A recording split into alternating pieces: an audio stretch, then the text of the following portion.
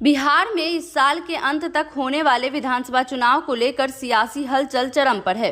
ऐसे में कई ऐसे विधानसभा सीट हैं जो 2025 विधानसभा चुनाव में निर्णायक भूमिका निभा सकते हैं, जिनमें से एक है कटिहार विधानसभा सीट, जहां पिछले 20 वर्षों से भाजपा का अपराजयी कब्जा रहा है। यहां से मौजूदा विधायक तारकिशोर प्रसाद न सिर्फ 4 बार लगातार जीत दर्ज कर चुके हैं, बल्कि वे 2020 में बिहार के उप मुख्यमंत्री भी बने थे। हालांकि 2022 में जब नीतीश कुमार ने एनडीए से नाता तोड़ा था तो तारकिशोर को अपना पद छोड़ना पड़ा, लेकिन कटिहार सीट पर उनकी पकड़ अब भी मजबूत मानी जाती है।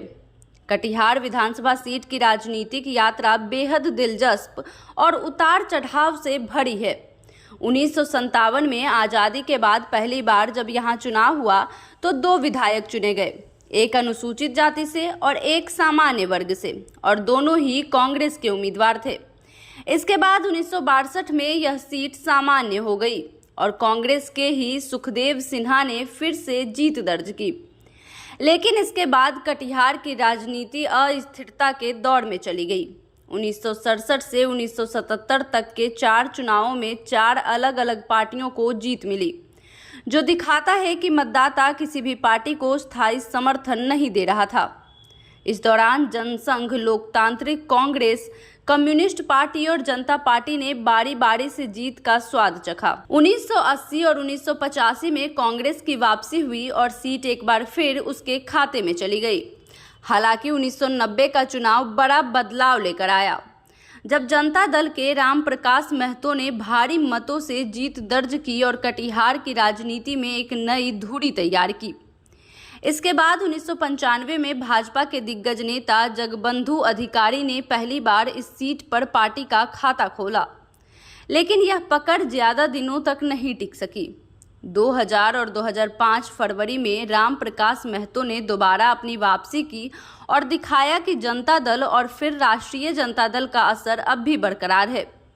फिर आया अक्टूबर 2005 का चुनाव, जब भाजपा के तारकिशोर प्रसाद ने बेहद करीबी मुकाबले में सिर्फ 116 वोटों से राम प्रकाश महतो को हराकर सीट छीन ली। इसके बाद उन्होंने लगातार 2010, 2015 और 2020 के चुनावों में जीत दर्ज कर कटिहार को भाजपा का मजबूत गढ़ बना दिया। हालांकि जीत का अंतर हर बार अलग रहा, कभी बेहद कम तो कभी 20,000 से अधिक, जिससे यह भी साफ होता है कि मुकाबला हमेशा कांटे का रहा है। 2020 में चौथी बार जीतने के बाद तारकिशोर बिहार के उप मुख्यमंत्री बने, जो भाजपा के लिए इस सीट की रणनीतिक अहमियत को दर्शाता है।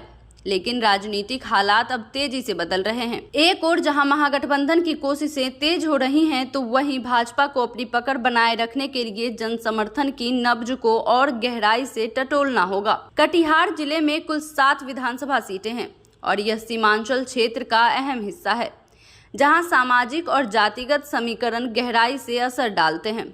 2025 में एक बार फिर तारकिशोर प्रसाद मैदान में होंगे, लेकिन इस बार उन्हें विपक्ष की एकजुट चुनौती का सामना करना पड़ सकता है। क्या कटिहार की जनता उन्हें 5वीं बार जीत का आशीर्वाद देगी, या लंबे समय से सत्ता से बाहर बैठे राम प्रकाश महतो जैसे पुराने चेहरे या कोई नया उम्मीदवार माहौल बदल पाएगा? क्या सीमांचल के बदले समीकरण भाजपा के लिए खतरा बनेंगे, या विकास और स्थायित्व के नाम पर जनता एक बार फिर भरोसा जताएगी? कटिहार विधानसभा सीट पर मुकाबला बेहद दिलचस्प होने वाला है और इस सीट के नतीजे न सिर्फ सीमांचल की दिशा तय करेंगे, बल्कि राज्य की सत्ता की चाबी भी यहीं से निकल सकती है। इसलिए इस सीट पर हर दल की निगाहें टिकी हैं।